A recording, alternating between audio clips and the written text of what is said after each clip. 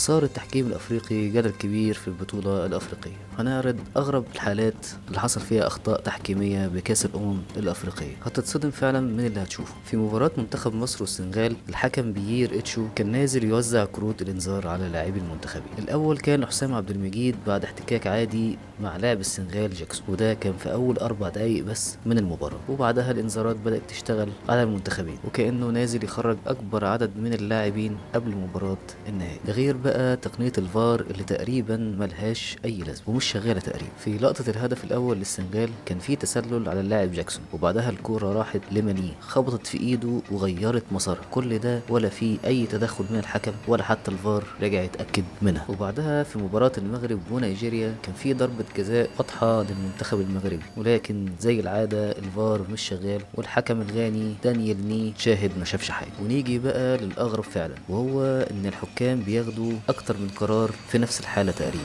في مباراة الكونغو وبتسوانا الفار لغى هدف للاعب فيستون مايلي، وده بداعي إن الكرة لمست إيده قبل ما تدخل الجول، ولكن مع الإعادة الكرة ما لمستش إيده وهي لمست كتفه بس. وجي بعدها حصل نفس لقطة الهدف ولكن في مباراة السنغال وبنين، ولكن الفار هنا حسبها هدف. حالات كتير تحكيمية غلط كانت سبب في ظلم كتير من المنتخبات زي الجزائر والكاميرون وتنزانيا وغيره من المنتخبات. وفي النهاية قول لي رأيك في التعليقات، ولو عجبك المحتوى ما تنساش تعمل لايك وشير وسبسكرايب.